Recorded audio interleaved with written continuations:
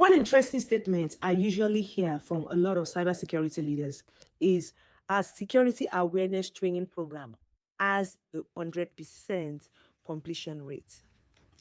But thinking about it, it does sound impressive, right? I am here to tell you why that statistic is practically worthless when it comes to actually reducing security risk.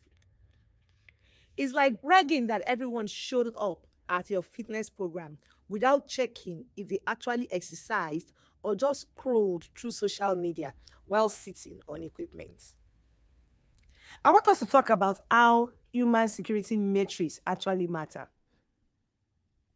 Let's take the case of an organization whose awareness programs had perfect completion records across the organization. The executive presentations showcased impressive statistics quarterly. However, disaster struck when a sophisticated social engineering attack targeted their C-suite. Despite having completed all the required training modules, a senior executive fell victim to the attack, which resulted in a significant data breach that cost them millions. Yes, truly, they had the data that showed that everyone completed the training.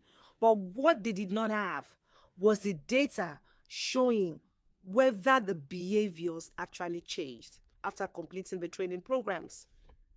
One big mistake I have come to realize that a lot of organizations make is that they track completion rates when you should actually be relying on what is called the Human Risk Index. Human Risk Index, HRI, is actually a metric that helps to quantify the security risk posed by human behavior within an organization.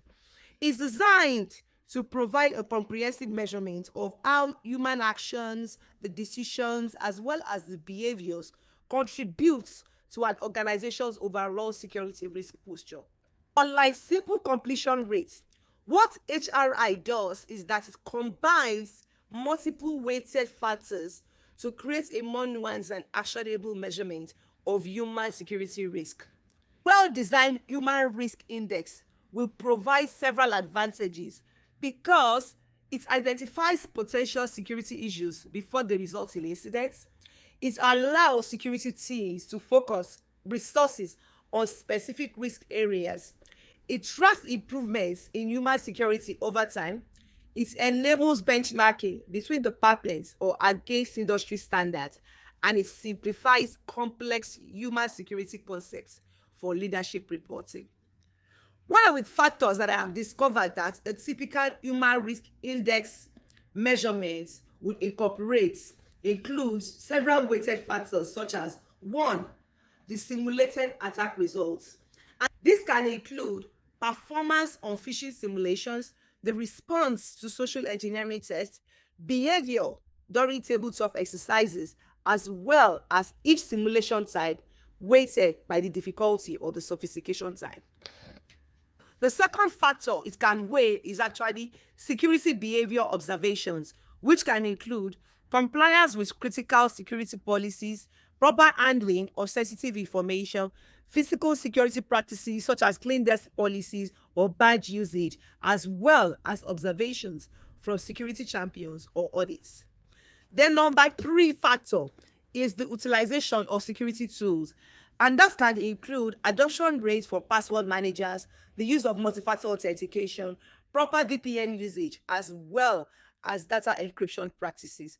Now, the fourth factor it can measure is reporting effectiveness, and that can include the speed of security incident reporting, the quality or accuracy of security reports, the willingness to report security concerns, as well as appropriate escalation procedures. Now, the fifth factor that HRI also measures is historical incident data, and that can include past involvement in security incidents, the resolution of previous security issues, as well as pattern analysis of recurring behaviors or recurring problems. Now, for your organization, I would ask that you focus on just four metrics. These four metrics can include number one, a simulated attack response metrics. I don't want you to just measure the phishing click rates. as single data points. You need to track improvement trends over time. You also need to measure your reporting rates, how quickly your employees flag suspicious behavior as well as activities. At the same time, you also need to monitor your time to detection during simulated attacks. That is how you measure your simulated attack reporting metrics. The second metric I would like for you to measure is behavioral change indicators. Number one, I need you to look at the security tools adoption rate for things like password managers, multi-factor authentication as well as VPN usage. Then you also need to look at policy compliance for critical security practices, as well as the quality and the quantity of security related help desk inquiries. The third metric I will advise that you actually measure is the security culture assessment. This includes regular perception surveys that can help to gauge attitudes and understanding based off of the security awareness programs that were done. Their willingness to participate in incident response processes, as well as evidence that your employees hold each other accountable for security practices. Now, finally, the fourth metric that is very important for you to measure is the business impact connections. This actually includes actual security incident reduction rates, the improvements in mean time to remediate the issues, financial impact assessment of avoided breaches as well. By measuring these four metrics, you can gauge your human security metrics as reliable predictive indicators rather than compliance checkboxes. This is something I would love for you to try next week. I want to do a 30-minute metrics audit. Number one, I need you to list all your current human security metrics. Number two, I need you to answer this question honestly. Does this metric actually measure the actual risk reduction, or is it just an activity? Number three, I need you to identify one leading indicator that predicts future security, as well as one lagging indicator that measures past performance you could implement in this month. Then number four, I need you to schedule 15 minutes with a key stakeholder to understand what security metrics would be meaningful today. One of the things I need you to understand is that this simple exercise will help to reveal the gaps in your measurement approach and also help you to identify your opportunities for improvements immediately.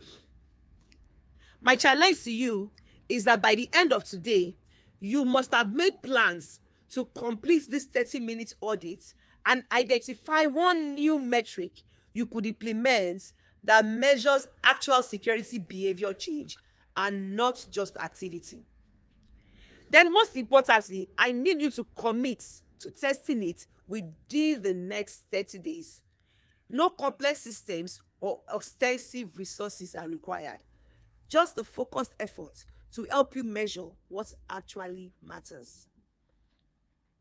I want you to know that the organizations that thrive in today's threat landscape are not those with perfect training completion rates. They are those who can accurately measure how their people truly behave when security matters most. Your people can either be your greatest vulnerability or they can be your greatest defense.